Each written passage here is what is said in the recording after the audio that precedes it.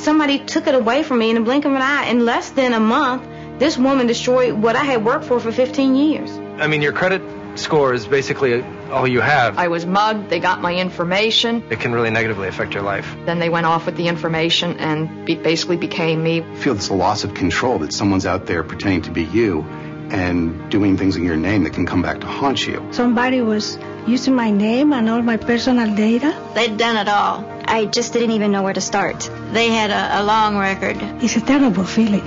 Identity theft. It happens when your personal information is stolen and used without your knowledge.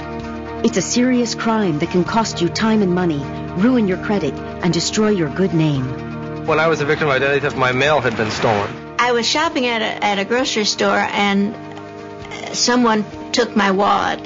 I think I made a purchase and they stole all my debit card information. My briefcase had been tampered with, and when I looked in it, I saw that my passport and my driver's license, which I had in there, had been taken. Identity theft happens when someone takes information about you and then uses it to commit fraud. Identity theft is very serious. We know that identity fraud in its various forms has affected 10 million people in any given year. And what that means in dollars is that it's a loss to businesses of about $50 billion. On top of that, victims of identity theft have spent $5 billion trying to undo this harm. Everyone needs to be conscious that identity theft is real.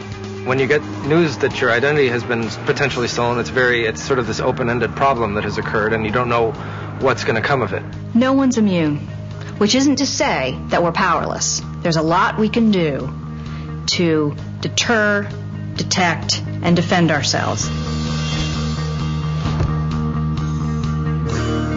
My identity was stolen when I was mugged. It is pretty traumatic, especially how it happened to me. They got my information, and it happened. Then they went off with the information and basically became me when they went to charging items in stores. Identity thieves can only take advantage of you if you give them information or if they obtain information about you. So what you want to do is take steps to make it less likely that your information falls into the wrong hands. There are many ways that you can do that. And the first is to stop and look in your wallet. What are you carrying around? And if you lose your wallet, are you giving somebody else an opportunity to commit identity theft? So avoid carrying around any identification that has your social security number on it in your wallet, because that can be used very easily and efficiently by identity thieves. They could have your name, they could have your birth date, but if they don't have your social security number, they're not going to get very far.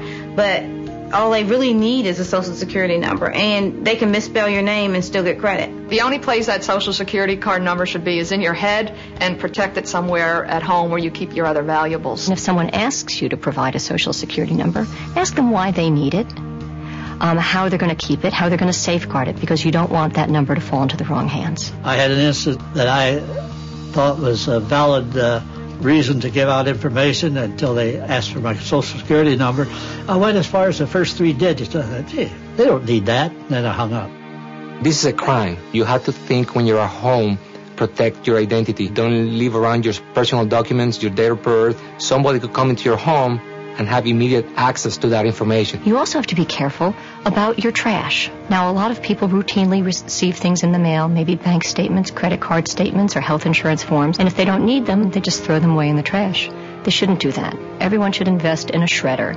So before they dispose of these critical documents, you shred them. Identity thieves, don't worry about getting their hands dirty. They will go through your trash to retrieve these documents. They go where the information is.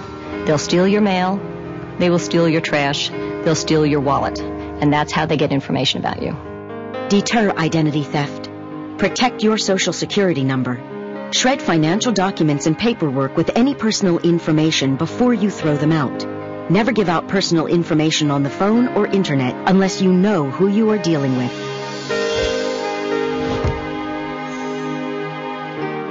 My name is Nicole M. Robinson. The woman who stole my identity, her name is Nicole A. Robinson. She stole my information from the pharmaceutical company that she worked for. After this happened, it devastated my financial life. I ordered my credit reports, and I received a credit report in the mail that was 54 pages long. It had over 170 accounts. 140 of them were in collections. It had 42 different names and 65 different addresses on it. Not only was somebody else reaping the benefits of my good credit, I could no longer have access to my own good credit. And I cried. I cried every day for 3 months. On top of the financial and the time that people spend in resolving these issues, it's an emotional burden on victims. My life before the identity theft case was wonderful. In less than a month, this woman destroyed what I had worked for 15 years. She got my life. If an identity thief uses, for example, your Social Security number and applies for new credit in your name as opposed to raiding an existing account, there may be no way for you to know about it unless you've checked your credit report and you see that a new account that you didn't even know about has been opened in your name. That's why it's very important to monitor your credit report regularly. Detect identity theft. Check your credit report at annualcreditreport.com. Federal law gives you the right to a free credit report every year from the 3 national consumer reporting companies. Review your financial accounts regularly. Look for charges you did not make.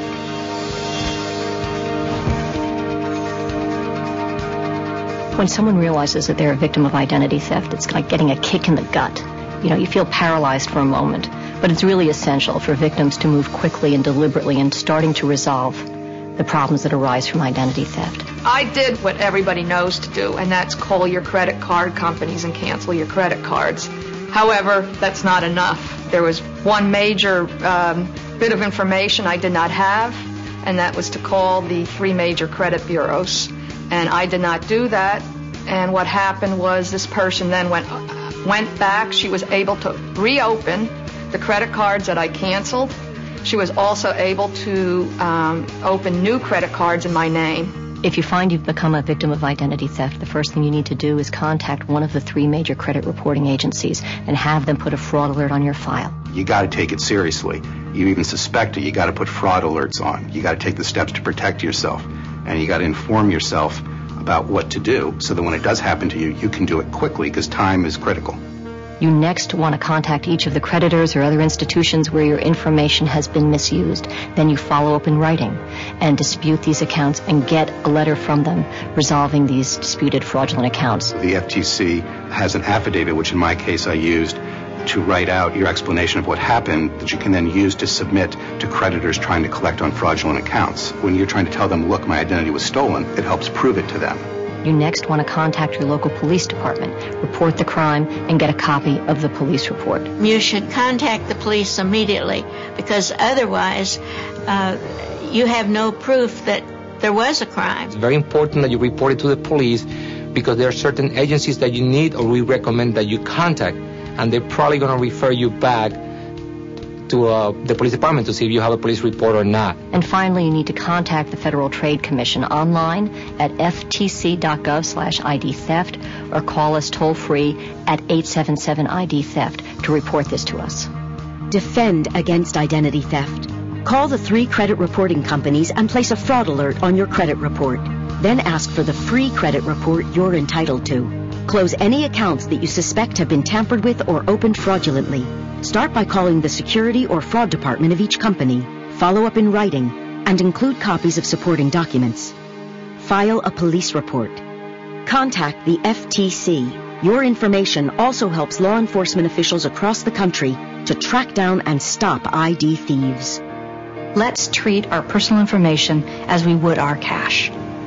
Let's safeguard it, whether we're at home, whether it's in our purse or our wallet, or at our office. Your personal information is cash, and in the wrong hands, it can destroy your life. The FTC plays a central role in helping victims avoid and recover from identity theft. So we have developed substantial consumer education material that's available on our website at ftc.gov/ID theft. Identity theft is serious, but even if your identity has been stolen and there has been, fraudulent accounts open in your name, you can defend yourself and get those resolved in your favor. There are times when you just do not want to finish and you just want to say, forget it, I can't do this anymore. But you have to find that way inside of you to just keep going because this is something that if you don't clear, it definitely affects the rest of your life.